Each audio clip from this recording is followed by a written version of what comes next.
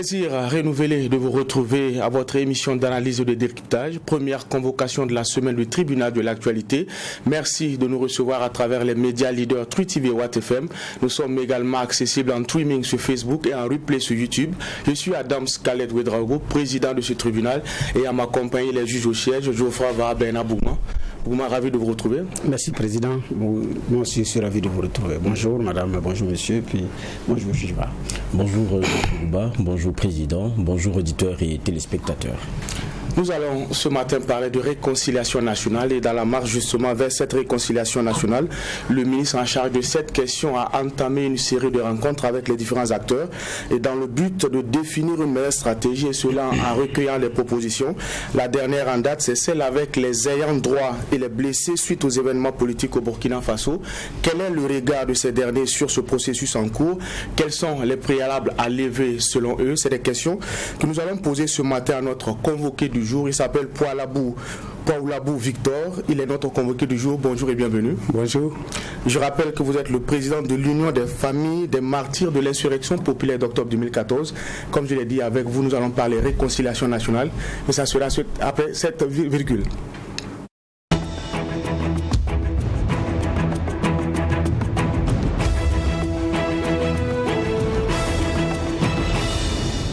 Merci également à l'équipe technique de cette émission. Nous allons pour cette première partie donner la parole à juge Bougma pour son avant-propos. Merci président. Mon avant-propos, comme tous les lundis, va concerner à souhaiter une très bonne semaine à tout le monde parce que nous sommes pratiquement dans les derniers jours du mois de mars. Donc on en sera le mois d'avril. C'est aussi sur le plan religieux ce qu'on appelle la semaine sainte chez les catholiques, c'est-à-dire la semaine avant Pâques. Donc on souhaite beaucoup de courage à cette communauté religieuse. Et en même temps, la communauté musulmane également se prépare pour le carême, le saint temps donc, du carême du Ramadan. Donc c'est également un temps de pénitence à venir. Donc souhaite également courage parce que bon, d'ici les voies affrontées, c'est aussi un temps de chaleur intense actuellement. Donc c'est pas aussi évident, mais c'est ça aussi la pénitence. Il y a des sacrifices à faire.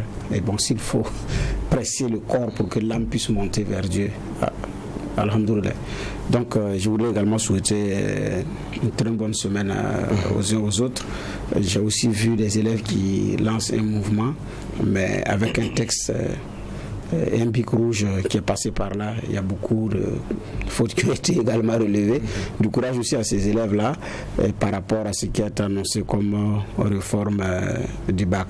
Donc quand on lit ce qui est écrit, on se rend compte qu'effectivement, on a beaucoup d'efforts à faire. Et je souhaite une très bonne semaine d'efforts aux uns et aux autres. Très bon lundi également à vous. Merci, juge Bougma. Nous allons à présent passer la parole à juge Vara.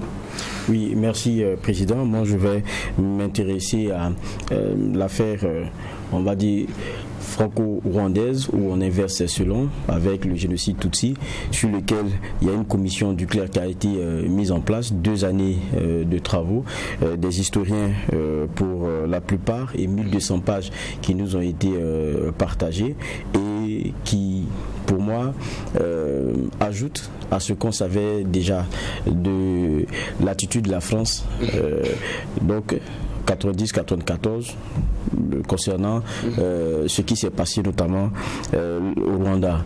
Et on parle clairement de l'implication de cette France et sa façon de voir les choses et le qualificatif ethniciste est bien sorti et quelquefois aussi les amitiés au plus haut niveau, notamment président français et rwandais qui du fait de certains rapprochements ou de certains autres éléments ne permettaient pas d'avoir beaucoup plus de recul dans l'action. Donc on va dire regarder à la loupe dans un sujet dans lequel on regardait déjà aussi à la loupe parce que le Rwanda a travaillé aussi de façon, en parlant d'archives, sur ce qui s'est passé et le doigt accusateur sur l'implication et l'action de la France et qui a amené ce qu'on a vu comme massacre, et bien cela ressort encore. Maintenant, quelle sera l'attitude de Macron? Parce que c'est le monsieur qui souvent aussi dans certains élans s'excuse et puis après il y a beaucoup de problèmes. On attend de voir ce que tout cela va donner, mais pour beaucoup c'est pas forcément une surprise. Il y a, au-delà peut-être du débat sémantique sur certains éléments, il y a la réalité qu'il y a une France qui a beaucoup à revoir dans son attitude et dans sa façon de faire, dans sa diplomatie, notamment avec les pays africains. C'est un condensé de tout cela qu'on a dans le rapport qui est donné, qui a été longuement débattu, et puis qui remplit même les colonnes. Vous allez voir les journaux d'aujourd'hui, ils s'en font aussi l'écho. Donc ça veut dire qu'il y a toute une Afrique qui regarde un peu dans la façon où à un certain moment de donner de l'histoire de certains pays, la France a pu agir en amplifiant les choses de façon négative ou en aidant à régler. Mais dans le cas rwandais, on se rend compte que la France a beaucoup fauté. D'accord. C'est une réalité. Merci pour ces clés de lecture, messieurs les juges. Alors, je le disais, ce matin, nous allons nous intéresser à la question de la réconciliation nationale. Depuis justement le processus lancé au lendemain de la création du ministère que pilote aujourd'hui Zéphirin Diabré, plusieurs acteurs se sont fait attendre, notamment la classe politique. On connaît plus ou moins, en tout cas, leur regard là-dessus. Nous avons décidé aujourd'hui d'avoir le regard, je dirais, des premiers concernés, en tout cas d'un point essentiel de cette question-là, les victimes. Et sur ce plateau, nous avons Poulabour Victor et le président de l'Union des familles des martyrs de l'insurrection populaire d'octobre 2014. Bonjour et bienvenue. Merci d'avoir honoré notre convocation. Merci. Alors, première question de généralité. On sait que la première mission de cette structure-là, lors de sa création, c'était d'abord se battre pour que justement vos mamans puissent avoir une prise en charge sanitaire. Aujourd'hui, où en est-on avec cette question-là? Est-ce que c'est vraiment réglé parce qu'il y avait des questions liées à la difficulté à l'évacuation de certaines personnes? Oui, merci. Je remercie d'abord les premiers responsables de télévision Tri TV et de nous avoir invités sur ce plateau pour quand même essayer de voir comment nous allons ensemble régler les problèmes qui minent notre pays. Je pense que la communication dans notre pays, elle est très importante. Donc vous jouez un grand rôle pour ce pays-là, et surtout pour toute l'Afrique. Et donc au nom des familles des victimes de l'insurrection populaire, je prends la parole aussi pour quand même répondre à vos différentes questions que vous allez me poser. La toute première, vous avez parlé de la prise en charge des familles. Je peux dire à ce niveau, tout ce qui nous est arrivé, je peux vous dire que c'est vraiment affreux. Les enfants sont sortis, c'est vrai, parce qu'en 2014, c'était pour mettre fin au pouvoir de la dictature de Blaise Compaoré. Et finalement, depuis ce temps, il y a eu des blessés, c'est vrai, il y a eu plusieurs blessés. Et encore, il y a eu aussi des morts, où mon petit frère est resté devant la télévision nationale de 43 ans. Et mais les 3 enfants aujourd'hui sous le dos. Et je sais que beaucoup de familles aussi souffrent de la même façon. La prise en charge, il n'y a jamais eu de prise en charge jusqu'à maintenant. Alors, je parle aussi des blessés, aussi, il y a d'autres qui marquent toujours des balles, où il y avait eu quand même des promesses. Mais ça a été toujours des promesses qui sont restées dans les tiroirs. Au niveau sanitaire, rien n'a été fait? Au niveau sanitaire, même quand je prends le cas des orphelins, où l'action sociale a préparé, on a même fait une commission pour, comment dirais-je, élaborer et voir comment nous allons leur donner les carnets de santé. Ces carnets de santé, c'est resté là-bas. Et actuellement, ils ont évacué même tous les dossiers des enfants au niveau de Askroum. Et Askroum se dit qu'ils n'ont pas les moyens. Donc ça fait 7 ans déjà que nous tournons au rond. On dirait nous avons fait l'insurrection populaire là pour arranger certaines personnes, mais pas le peuple burkinabé. Mais je pense que nous continuons dans cette souffrance. Et je n'ai pas manqué à dire ça à monsieur le ministre Zéphirin Diabré lors de notre rencontre le 25 passé. D'accord, nous allons revenir sur cette rencontre-là et ce qui a été dégagé comme perspective. C'est vrai, on parle de prise en charge. Vous l'avez dit, il y a certains aujourd'hui qui portent les séquelles, qui ont des munitions dans leur corps. Je parle juste de la prise en charge de ces derniers-là. Est-ce qu'il y a des cas urgents à prendre en compte et qui ne sont pas encore faits? Bien sûr, il y a beaucoup de cas.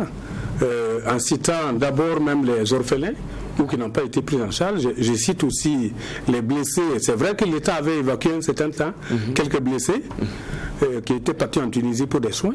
Mais après ça, il y a d'autres qui sont toujours là. Leurs femmes ont fui les laisser. Il y a d'autres qui n'ont plus de famille, qui n'ont plus de travail. Mais qui, jusque-là, personne ne s'occupe d'eux. Donc, peut-être avant de passer la parole au juge au siège, aujourd'hui quand on parle de victimes, en tout cas les blessés de l'insurrection populaire d'octobre 2014, pour avoir une idée, vous êtes autour de combien? Si c'est au niveau des blessés, il faut compter à peu près 800, à peu près. 800 blessés. Ouais, okay. À peu près. Monsieur le juge. Moi, ma première question va concerner les prises en charge. Quand vous avez posé la question par rapport aux prises en charge, il a parlé des orphelins, mais aussi la prise en charge des victimes. Il dit que jusqu'à présent, rien n'a été fait. Qu'en est-il de la situation de ces blessés-là? Bon, la situation de ces blessés, je peux dire que personne n'est satisfait avec la gestion de la manière qu'on a géré les dossiers jusqu'à maintenant. Est-ce qu'ils ont été pris en charge ou bien ils n'ont pas été pris en charge? Ils n'ont pas été pris en charge. En dehors de quelques blessés qui ont été en Tunisie, après ça c'est fini. Les autres, il y a aussi la CEDEAO aussi qui nous avait promis de l'argent pour appuyer ces martyrs-là. Mais finalement, là aussi, il y a eu une partie qui a été donnée. Et les blessés, je peux dire qu'à ce jour, les blessés, chaque blessé avait eu 300 000 francs. Nous, les familles de victimes, chacun de nous avait eu 1 840 000. C'est tout. Ouais, l'argent de la CEDEAO. Et le reste est resté où? Le reste est resté, je ne sais pas. Mais on a même réclamé ça à Zéphérine. Qu'est-ce que vous avez cherché à savoir? On a cherché à savoir, on a même rencontré le président du FASO pour ça. Lui-même, parfois, il donne des ordres. Et il dit quoi? Le président du FASO, parfois, donne des ordres pour dire, bon, par exemple, je prends le cas des orphelins et les familles des victimes. Il a dit, dotez-les de vivres par trimestre. Et ça, c'était l'action sociale qu'il a adressée. Elle a fait les récits comme ça. Même quand... n'a pas été fait. Et rien. Et donc, je ne sais pas qu'est-ce que le gouvernement pense. Donc vous avez toujours des blessés dans vos rangs qui réclament... Oui, on a beaucoup de blessés. Et ça, il y a d'autres même... Ils valent combien? Bon, c'est énorme, parce qu'il y a aussi des coups d'État qui est venu s'ajouter. Moi, je parle d'abord de l'insurrection populaire. Bon, l'insurrection populaire, il y en a beaucoup. Ils valent au moins... même ceux qui ont été soignés, ils sont quelques-uns. Mais les autres, ils valent encore 500, 500 ou 600 comme ça à peu près. Qui attendent des prises en charge sanitaires. Oui, qui attendent. D'accord. Juge va. Moi, la question générative que j'aurais, c'est que lorsque les élections c'est terminé, tout ça, on parle pas de clivage. Il y a un président qui est élu, il met la question de la réconciliation comme étant quelque chose de central. Après, on a Zéphérine Diabé qui est en train de piloter tout cela. Est-ce que vous qui depuis, parce que là on parle de l'insurrection populaire, c'est pas maintenant, depuis qui observez toutes ces questions-là, est-ce qu'aujourd'hui vous vous dites il y a matière à avoir plus d'espoir sur l'amélioration de votre situation, ou bien vous vous dites on change les personnes, on redonne de l'espoir et on reprend? Bon, merci pour cette question parce que nous avons soulevé plusieurs questions que nous avons posées au ministre. Parce que nous ne sommes pas sûrs. Parce que nous avons vu déjà le passé au temps de la 4e République. Vous savez qu'en 2001, on est parti à la réconciliation, le journée nationale de pardon, le 30 mars précisément. Mais bien qu'on pourrait rouler tout le monde dans la farine, si vous vous souvenez. Et après ça, il y a eu combien de morts? Qui peut maintenant croire à un politicien? Parce que moi j'ai demandé à Zéphérine Diabé, est-ce qu'il est sûr de pouvoir réussir sa mission? Ça c'est la question première. Mais s'il est sûr, il n'a qu'à d'abord réparer les cœurs. Et puis la justice que nous crions tous, le Burkina Faso n'a pas de justice jusqu'à maintenant. Est-ce qu'il va pouvoir réussir sa mission si réellement la gestion du pouvoir n'a pas changé? C'est la question que chacun de nous se pose. Et qu'est-ce qui va constituer comme obstacle à l'endroit de Zéphérine Diabé pour qu'il puisse pas justement remplir cette mission-là, selon vous? Bon, selon moi, je vois que lui, il était opposant. Je suis même content, je l'ai dit, que du moment où lui, il était du côté du peuple et qu'aujourd'hui, celui qu'on confie ce ministère-là, on a l'espoir. Mais est-ce qu'il est sûr qu'on va le laisser faire le travail comme il le faut? C'est que le peuple veut, nous voulons la justice, nous voulons la réconciliation. Vous disiez aussi quelque chose tout à l'heure qui était assez intéressant. Vous dites, quelquefois, il y a des mots d'ordre qui sont donnés par le président lui-même, parce que quoi qu'on dise, la question de réconciliation, au fond, ça doit être porté par le président si ça doit marcher. Ouais. Et vous dites, par moment, il pense, on va dire à vous, il donne des ordres, il demande que certaines choses soient faites, mais ça ne se fait pas. Oui, parce que là, je peux le confirmer, parce que c'est moi qui conduis souvent la délégation, pour aller le voir le président pour dire voilà telle chose tu n'as pas fait. Et tu vous ai demandé de faire, les gens ont refusé de faire. Tel que même les vivres, tel que les carnets de santé pour les enfants. Tout ça, le président a dit que je veux que ça soit fait. Mais pourquoi c'est pas fait? Alors, donc, moi, je suis en train je réponds bien à votre question parce que là, vous savez, on a 3 pouvoirs ici, au Burkina. Il y a le pouvoir législatif, il y a le pouvoir exécutif, et vous avez le pouvoir judiciaire. On dirait qu'il y a une complicité à ce niveau-là. Ça grince. Parce que si vous prenez par exemple les législateurs, les députés, quand ils votent les lois là sont votées pour le peuple. Mais ils votent les lois, ils envoient ça à l'exécutif pour l'application. Et ils enlèvent les lois, qui veulent, ils l'appliquent. Ceux qui ne veulent pas, ils n'appliquent pas. C'est votre sentiment? Oui, c'est mon sentiment et c'est ce que nous vivons. Alors, si ils votent des lois, vous votez les lois au nom du peuple, parce que vous êtes les représentants du peuple. Et ce peuple-là voit que le pouvoir exécutif refuse d'appliquer la loi, et vous ne le demandez pas pourquoi vous n'avez pas appliqué cette loi. Je prends le cas de Pipi la Nation, où il y a eu un avant-projet de loi que moi j'ai été à l'Assemblée pour défendre, et après la loi a été votée, et cette loi est partie maintenant pour sa publication au niveau de l'exécutif. Je prends ça comme exemple. D'accord. Et la loi jusque-là, elle n'a pas été appliquée, qui prenait en charge les militaires tombés au front, les parents, ainsi que ceux qui ont eu des crimes de sang, des crimes économiques. Et cette loi est restée jusque-là depuis, je ne sais pas, 2016. Que c'est un peu, je demandais à Gabriel que c'est un pèse. Ces 3 pouvoirs-là de pouvoir faire le travail convenablement. Ça veut dire que si nos institutions continuent comme ça, moi je pense même pas la peine de parler de la réconciliation. Parce que ça ne répond à rien. Ça ne se repose pas sur quoi que ce soit. Le peuple, l'insurrection populaire, là, c'était pour justement changer les textes. Il y a par exemple ça, c'est ce que vous dites, c'est très intéressant parce que là vous parlez même d'un problème qui est structurel. Maintenant quand je parle moi je posais la question sur par exemple des questions ponctuelles. Vous dites vous rencontrez le président de Faso, il y a des injonctions, il donne des instructions. Écoutez, via le ministère de la solidarité, il aura ceci, il aura cela, il aura cela.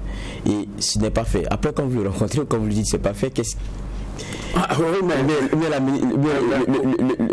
le département ministériel qui a ça à charge, vous les rencontrez, vous les demandez des comptes, le président c'est là-bas même il refuse, c'est l'action sociale, mais il refuse même de nous rencontrer. Parfois, ça moi je le dis. D'accord. Il refuse de nous rencontrer. Voilà pourquoi est-ce qu'on nomme un ministre et on a besoin encore d'aller voir le président du Faso? Les ministres sont chargés d'exécuter tous les programmes du président, c'est comme ça.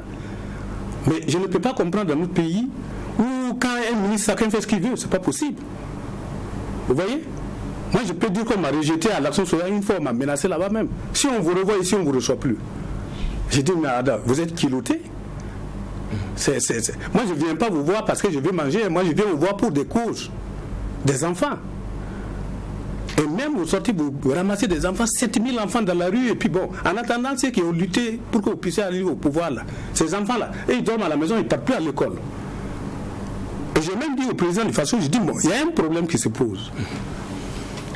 La transition a voté une loi pour la prise en charge des enfants, pour les frais de scolarité, qui fait 75 000 francs. J'ai dit 75 000 francs aujourd'hui, CFA, vous-même vous avez des enfants là, est-ce que 75 000 francs peuvent amener ces enfants là à l'école?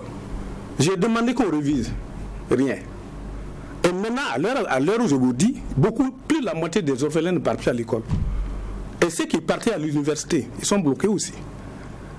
Vous voyez? Donc, tant que nous ne changeons pas notre manière de gérer, il faut lutter, il faut qu'on lutte pour arriver là. Sinon, on est mal représenté jusqu'à maintenant. Donc, moi, je ne crois pas à Zéphirin, je l'ai même dit. Je dis, je ne crois pas. D'accord. Vous ne croyez pas à Zéphirin Diabré, vous ne croyez pas au processus, vous l'avez dit, mais vous partez à cette rencontre-là avec un frein en main, avec des doutes. Est-ce que déjà, c'est pas ça justement les prémices d'un échec de la réconciliation nationale? Justement, moi je pense que pour la réconciliation nationale, qui doit réconcilier avec qui? Si évidemment nos institutions ne fonctionnent pas, ce sont les institutions, tout repose sur les institutions qui ne fonctionnent pas, c'est ça qui a amené l'insurrection. Ou bien, mais si les institutions ne fonctionnent pas et que vous ne voyez pas pourquoi ces institutions-là fonctionnent d'abord et que vous voulez aller à la réconciliation, c'est pour rouler les gens dans la farine pour l'instant. Ah oui.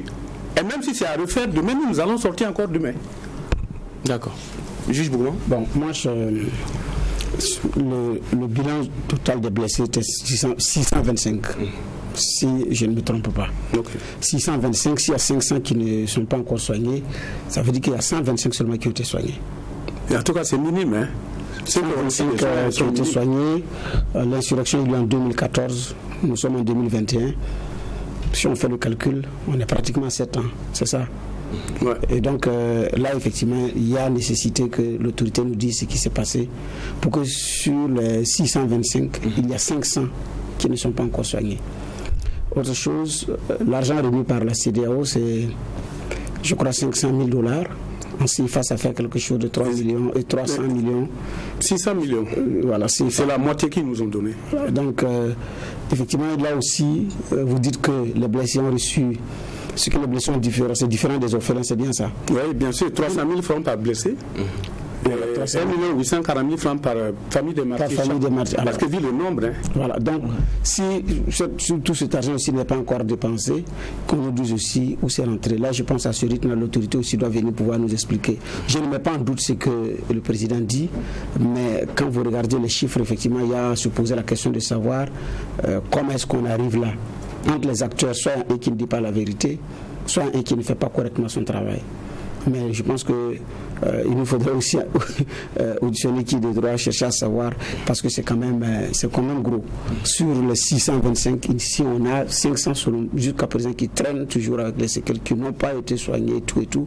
Là, véritablement un problème. Et par rapport à la gestion de l'argent remis par la CEDEAO, là naturellement aussi il va falloir que le Burkinabé soit situé sur comment est-ce qu'on est arrivé dans une telle situation. Donc c'était un commentaire. Pour le moment, je n'ai pas la question qui lui-même il a dit ici qu'il a besoin de la réconciliation, mais en même temps il dit qu'il doit se réconcilier avec qui. Justement, tout le monde dit on veut aller à la réconciliation, il y a un schéma, même les victimes ne disent pas le contraire. J'ai suivi les extraits des interventions des uns des autres à la télé.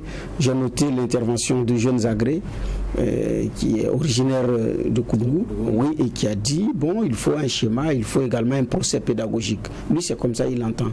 Vous l'entendez comment? Bon, en fait, quand on parle de la réconciliation, il faut d'abord, c'est ça, je dis c'est la machine même qu'il faut revoir.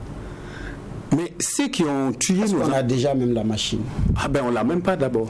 Comme vous dites de revoir, c'est pourquoi je voulais savoir si on a déjà une machine qui ne vous satisfait pas. Comme vous avez une rencontre face à face avec le ministre Diabré, peut-être que là-bas vous a présenté une machine qui ne vous satisfait pas et qui demande d'être revue. Non, bon, il dit que lui vient pour accueillir un peu nos différentes discussions, fait tout ce que nous pensons pour aller à la réconciliation. Alors donc, pour vous, la meilleure machine, c'est laquelle? La meilleure machine, d'abord, il faut que le peuple burkinabé mange à sa faim, arrive à se soigner et arrive à avoir la justice. C'est ce que j'ai eu à lui dire. Par exemple, on parle de l'argent de la CEDEAO, on parle de quoi? Bon, mais c'est pas ça seulement. Depuis 7 ans, des enfants qui sont sortis dans la rue et d'autres ont perdu leur boulot, d'autres sont devenus des handicapés qu'on ne s'occupe pas. Mais président, il y a un ministre qui est venu pour faire de route, de pouvoir contribuer à régler tout ça. Oui, mais en attendant la question, il y a d'autres qui meurent. Mais en attendant, ce que vous dites est vrai. Recentrons le débat. C'est ce pourquoi vous êtes là ce matin. Et c'est sur ça que moi je vous pose la question. Sinon, le quotidien de Burkinabé, il est très bien connu. Et je vous ai posé la question, pour vous, la meilleure machine, c'est laquelle? La meilleure machine pour aller à la réconciliation? Oui. Bon, la meilleure machine, c'est la justice, c'est l'apaisement des cœurs. Concrètement. Oui, et le dédommagement. Parce que quand j'ai suivi certains dans la salle, il y en a qui vous disent il faut d'abord qu'il y ait ce dédommagement-là. Ensuite, il faut que ceux qui ont eu le courage de faire puissent avoir aussi le courage dans un procès pédagogique de venir dire ce qu'ils ont fait. Et puis bon, les peines soient appliquées après. Et ils accordent le pardon, le président peut prendre son stylo et puis faire la grâce et tout, mais c'est beaucoup plus pédagogique pour que le cœur soit repensé, pour que les deuils puissent être faits. Mais moi, quand je vous entends, président, je ne vous comprends pas concrètement. Peut-être pour préciser plus précis, parce que tout le monde dit vérité, justice et réconciliation. Vérité, justice, tout le monde connaît les trois mots là. Mais concrètement, qu'est-ce qu'on met comme processus après toutes ces années de difficultés, de pleurs pour certains qui n'arrivent pas jusqu'à faire le deuil. Après toutes ces années-là, comment est-ce qu'on passe l'éponge sans frustrer quelqu'un ou que sans qu'on ne dise bon vraiment voilà. Parce qu'on a eu une première tentative qui n'a pas marché. Ah oui, qui n'a pas marché. Donc maintenant on a eu une deuxième opportunité.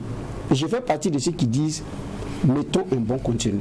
Vous êtes dans le feu de l'action. Vous êtes victime et nous savons la charge que cela a sur les uns et les autres. En même temps qu'il y a une charge financière, il y a une charge émotionnelle et psychologique également qu'il faut gérer. Parce qu'il y a des orphelins à gérer, il y a des veuves à gérer. Et donc, si vous ne faites pas attention, vous risquez également de jeter le bébé avec l'eau du bain. Avec que je dis, nous avons une opportunité d'aller de l'avant. Ouais. C'est pourquoi je vous entends en tant que président de cette en fait, la question... En y allant à la rencontre, qu'est-ce que vous aviez comme idée à dire à M. Diabré comme proposition de schéma? Comme vous avez l'occasion voilà, le proposition de schéma, en fait, le proposition de schéma, nous, on l'a fait. C'est-à-dire, nous, on l'a proposé, on a dit vérité, justice et réconciliation. Mais avant le dédommagement. Même le dédommagement, il faut finir tout ça. Et maintenant, la réconciliation, si c'est entre les politiciens, bien c'est avec nous. Que ceux qui nous ont tués aussi viennent s'incliner pour dire que non, on reconnaît nos faits et nous demandons pardon. Nous aussi, comme on veut arranger notre pays, on ne peut pas dire non. Moi, je pense que dans le cœur de tout un chacun pense que non, il faut accepter l'autre. Alors, on est tous d'accord pour le schéma. Oui. Il faut la vérité, il faut la justice. Oui. Avant d'aller à la réconciliation nationale, il y a la question du dédommagement. Mais l'ordre aussi importe beaucoup. Alors, on commence par quoi? Beaucoup estiment qu'il faut d'abord dédommager les victimes. On a même entendu certains qui demandent des parcelles. On commence par quoi? D'abord, les questions pécuniaires. Ensuite, on va à la justice. Et puis, c'est-à-dire, pour moi, en tout cas, cette question-là, c'est les trois questions-là se frottent. Hein. Même si on dédommage les gens, c'est pour permettre aux veuves et aux orphelins de pouvoir se nourrir. Et encore, on va à la réconciliation où on attend que la justice soit faite. Parce que la justice, il y a un qui a dit même que la justice traîne. Ça peut prendre 10 ans, 20 ans. Mais on peut peut-être aller à la réconciliation si le cœur sont apaisés. Voilà. D'accord. Mais cela ne veut pas dire que s'ils appellent les cœurs et dédommagent les gens, la réconciliation ne va pas se faire. Cela ne veut pas dire aussi que la justice ne va pas se faire. On peut même aller à la réconciliation et la justice continue son travail aussi. Mais on ne doit pas carrément écarter le chemin de la justice. D'accord. Alors, oui, moi j'aurais une question. À un moment donné, on a vu un H-Round qui a été mis en place au Conseil pour la réconciliation nationale, l'unité et tout ça. Et il y a beaucoup de dossiers, dont les vôtres, qui y ont transité, ou bien qui ont eu ces bureaux-là comme destination. Je me suis dit, forcément, vous vous êtes dit, bon, s'il y a un haut conseil, ça veut dire qu'on va commencer à revoir autrement les choses. Vous avez vu ça, vous avez suivi. Je pense que si vous êtes encore à vous plaindre, ça veut dire que vous n'avez pas été forcément satisfait de la façon dont les choses ont été menées après. Toujours des blessés qui attendent des soins et la question d'indemnisation qui n'évolue pas. Aujourd'hui, on a un ministère plein qui est chargé de ces questions-là. On a toujours ce H-Crown là qui existe, qui continue. Vous-même qui êtes des victimes, qui voyez une façon plurielle. Il y a beaucoup de têtes qui discutent de votre problème. Vous n'êtes pas perdu dans tout ça? Perdu? Oui. H-Crown ici, ministère... Oui. C'est vrai, parce que quand on regarde... moi je pense qu'il y a une question, c'est pour gagner du temps en fait. Parce que H-Crown, quand on veut voir là, en réalité ça a pris 5 ans. Et quand Benoît Cambou était président de ASCOUN, il avait demandé même que nous soyons même leur interlocuteur direct. Mais quand on l'a enlevé, il y a eu des bagarres, il y a eu des frustrations là-bas. Il nous a appelé, il a dit, lui, même son équipe qu'il avait là, chacun attend à la fin du mois pour venir toucher l'argent. Mais personne ne vient siéger. Hein. Et c'est ça qui a amené qu'on l'a enlevé, nommé à l'ambassade au Tchad.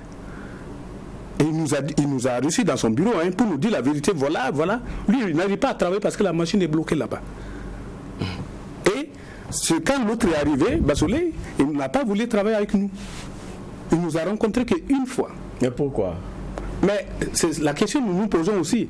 ASCOUN n'a rien foutu de bon pour nous.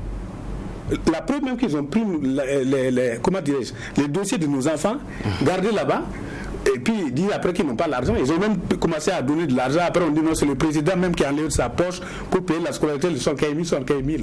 Amteta, il dit qu'il n'a pas l'argent, il a bloqué ça aussi. Bon, je vous dis, le pays là, ça ne va pas. Il faut qu'on change notre manière de faire. Parce qu'on dirait la population qui est sortie, marcher. Et la marche a réussi. Parce que ce que nous voulons faire, on a réussi à le faire. Pour libérer le pays. On nous prend maintenant comme des mendiants. D'autres trucs, c'est comme des gens, des vauriens. Toutes ces familles-là, on ne nous considère même plus du tout. Moi, la question, je reviens encore là-dessus, c'est que vous êtes, on parle de réconciliation, Bernard le disait à un moment donné, je ne dirais pas que vous êtes les grands acteurs ou quoi que ce soit, mais vous êtes la matière sur laquelle on est en train de travailler. Lorsqu'on parle de réconciliation, on parle de rapprochement, vous faites partie des partis à rapprocher. Maintenant, il y a une machine qui est mise en place. Vous-même devriez peut-être avoir une claire lecture de la machine qui devait permettre de nous réconcilier. Il y a le HCON, j'ai dit tout à l'heure, qui continue d'exister. Pendant qu'il y a le ministère plein qui est chargé de ces questions-là, j'ai dit, mais est-ce que les acteurs même que vous êtes par moment, vous n'êtes pas perdus dans tout ce qui est en train d'être mis en place aujourd'hui? Bon, le gros problème là, c'est quoi? Nous, on a posé des questions à ce ministre-là, les FNL-là. Est-ce que vous êtes sûr vous-même de pouvoir réussir cette mission? Si réellement les cœurs ne sont pas apaisés, les dédommagements ne sont pas faits, la justice n'est pas faite. Mais il y a une autre question que je l'ai posée encore. Mais vu que la justice, chaque fois, quand l'exécutif doit mener des trucs avec eux, nous, ça ne nous regarde pas, c'est un problème. La justice est indépendante. Nous, on ne peut pas se mêler. Mais quand ça l'arrange, quand ça arrange eux-mêmes, c'est immédiatement, la justice exécute. Donc, moi, je les pose la question à savoir, est-ce que tu vas réussir ta mission? Ça, c'est une question qui me reste toujours dans le cœur. Et nous espérons bien que si on veut sortir pour une bonne fois, qu'on revise ces trois institutions que je viens de citer. Et il y a aussi, parce qu'on a, sur la question de la réconciliation nationale, plusieurs fois reçu des acteurs politiques ici qui ont aussi leur vision de la démarche à suivre. Il y en a qui proposent, et depuis un grand forum, qui permettrait à tout le monde de parler, de dire ce qu'il a sur le cœur, mais avec le préalable que ceux qui soient sortis, on va dire, contre lesquels certaines victimes aussi attendent d'avoir le clair mot, à savoir si c'est des gens qui sont responsables de ce qui leur est arrivé ou pas, que ces personnes bénéficient d'un genre d'amnistie partielle pour qu'elles puissent venir pour ce forum-là et qu'on crève l'abcès une bonne fois pour toutes et puis on voit ce qu'on puisse faire. Est-ce que pour vous c'est des choses qui sont Non. Moi, sincèrement, si c'est ça, je veux encore amener une doute là-dessus parce que c'est pas notre première fois. D'accord. D'avoir ce genre de réconciliation-là. Le président Blaise est sorti, il a jeté des prisons. Vous êtes témoin aussi. Et il y a eu des prisons qui ont refusé de partir. Et nous ne sommes pas dupes. On connaît comment les politiciens travaillent. Après, on va dire qu'on est d'accord.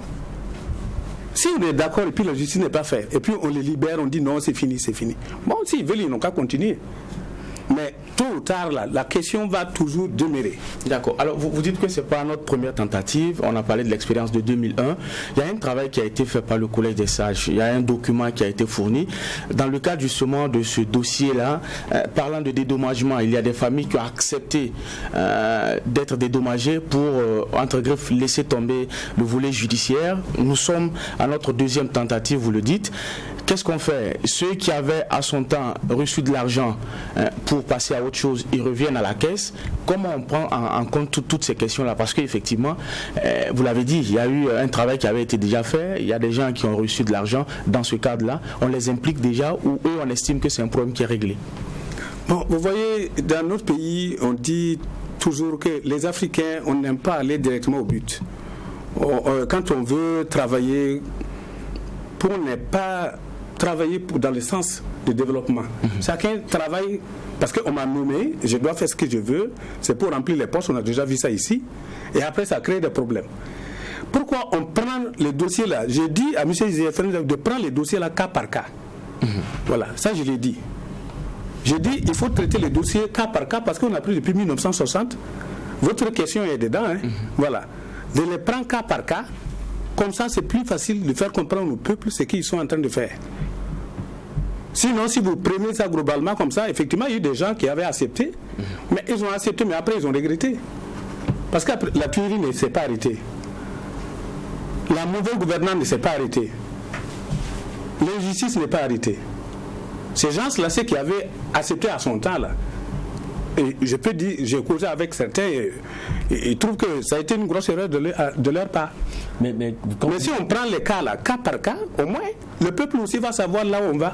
Ça va nous permettre aussi d'éclairer un peu la situation, quoi. Mais quand vous dites cas par cas, est-ce qu'on va s'en sortir? Parce que je me rappelle que pour ce qui avait été répertorié, lorsque Zéphine Diabré faisait son point, il parlait des 5 catégories on va dire de friction qu'on a.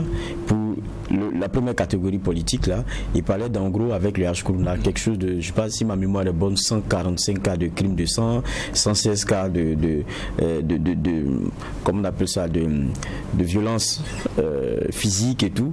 Mais si on va aller au cas par cas avec ces choses, et puis quand on parle de ces crimes là, il y a des dossiers qui sont encore pendant en justice, donc qui sont en train d'être élagués et tout, il ne va pas remplacer la justice. C'est-à-dire, est-ce qu'à la fin, la question de réconciliation, on n'est pas en train de la substituer à un certain nombre d'éléments.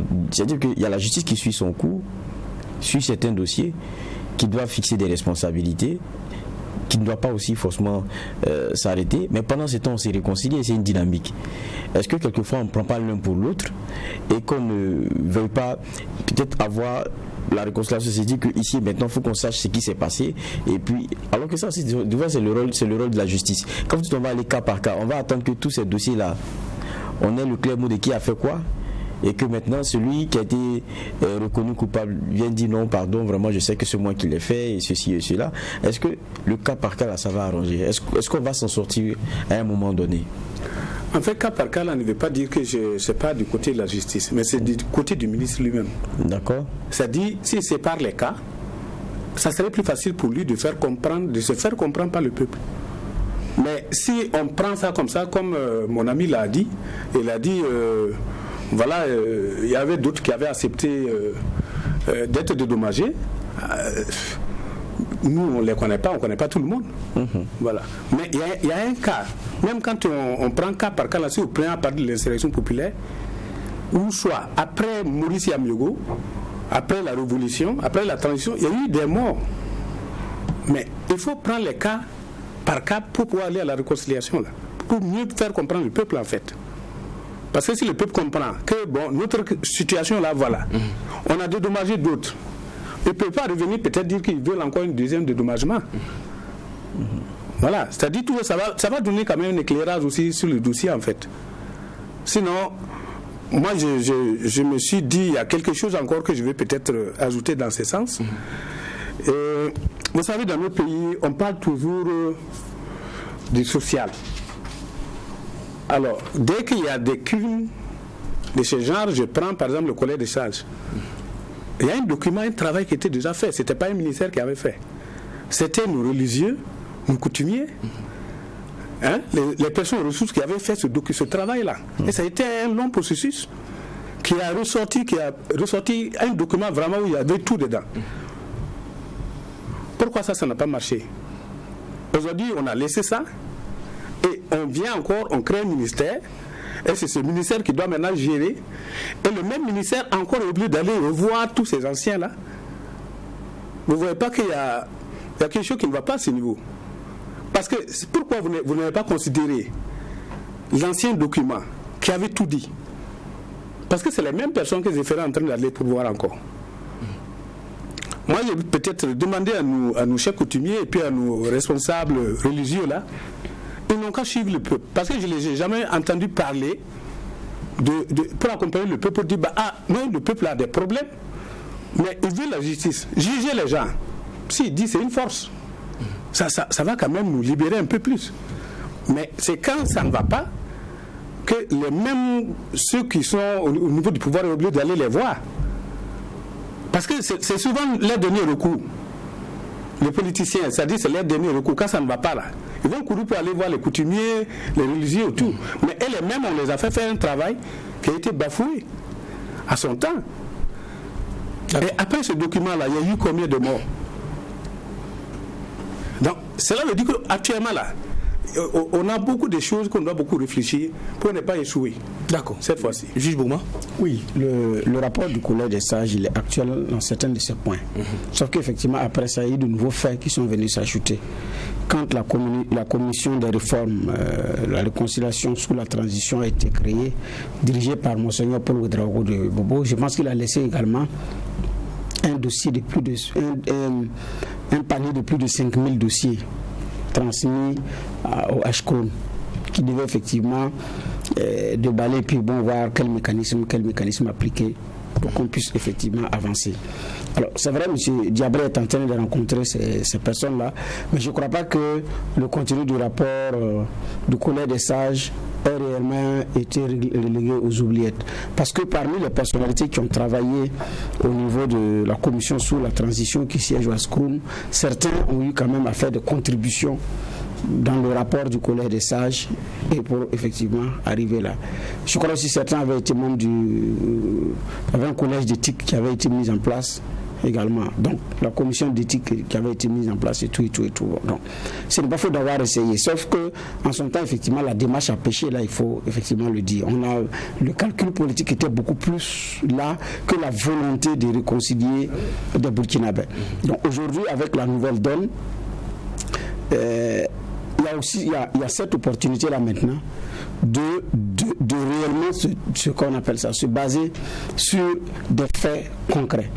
Diabré multiplie les rencontres, il a même rencontré les familles des victimes, donc des anciennes victimes jusqu'aux plus récentes, pour effectivement essayer de trouver une solution.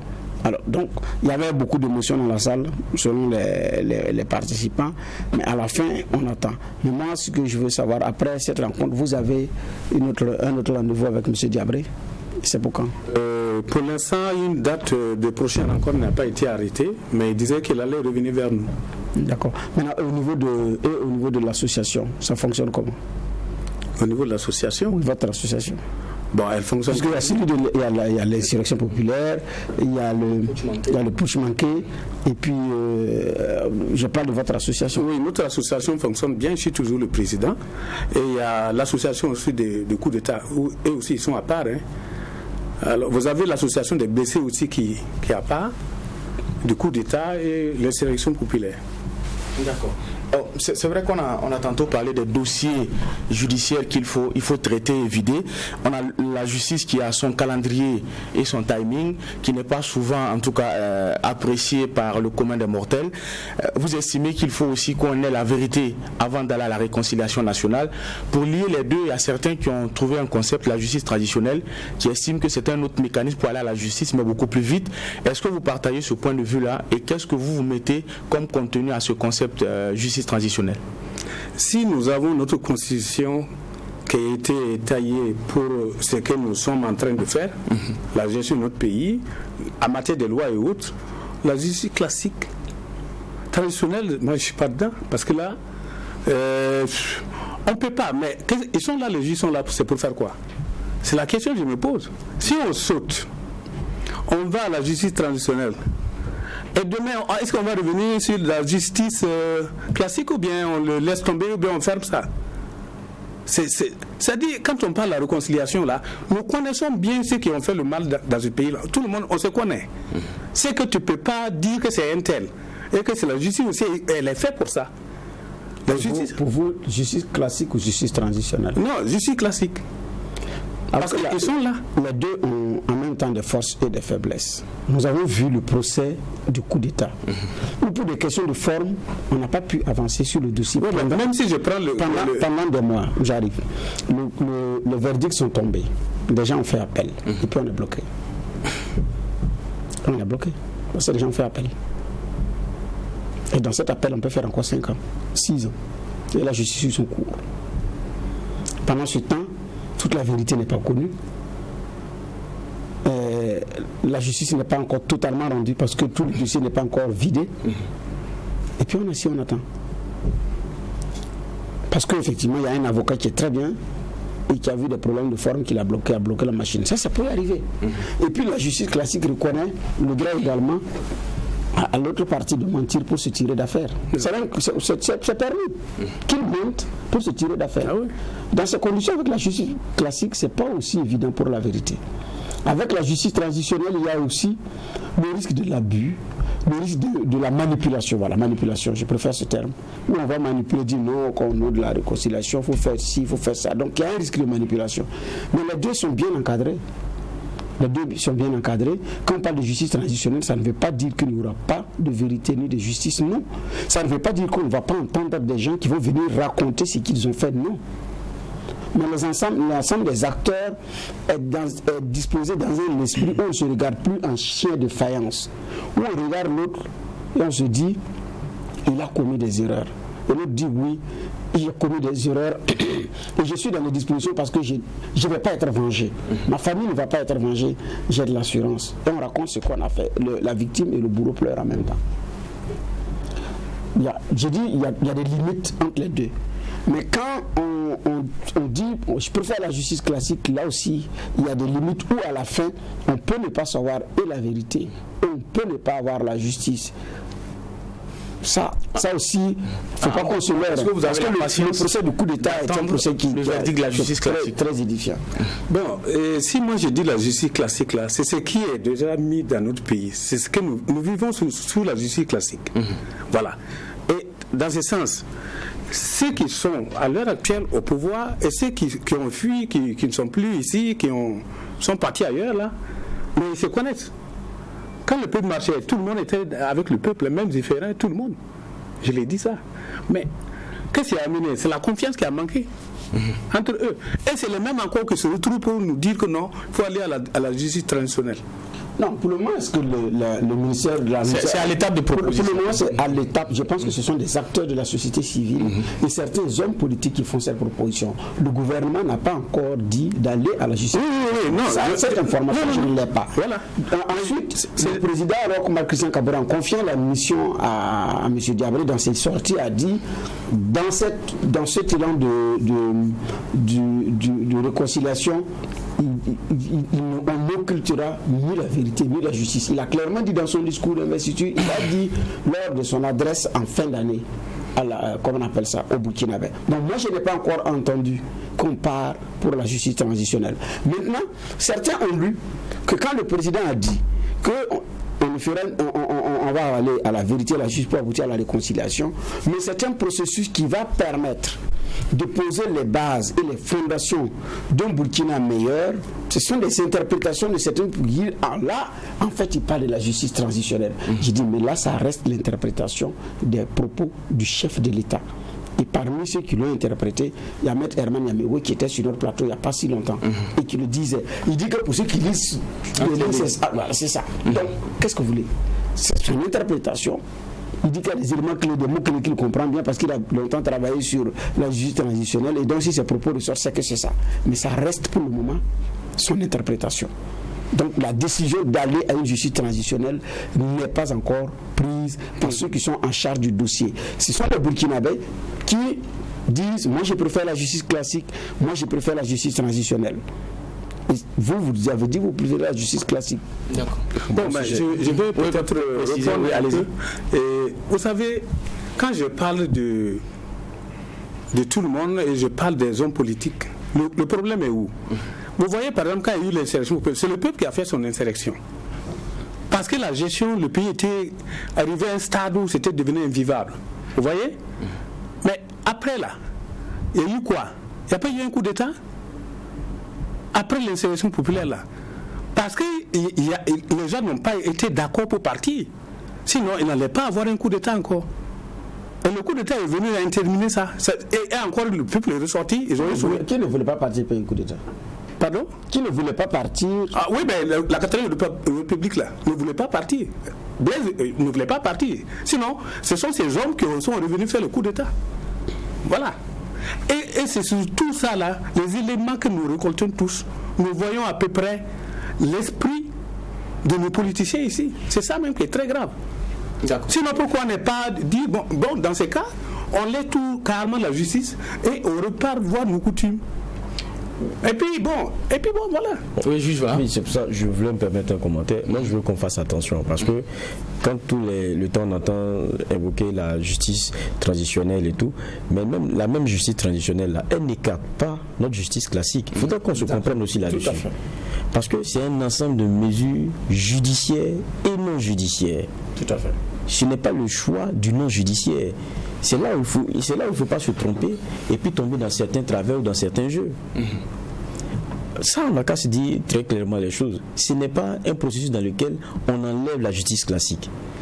Donc, pour ceux qui ont eu qui sont poursuivis pour un certain nombre d'éléments, il faut qu'on ait un minimum de clarté sur ce qui s'est passé.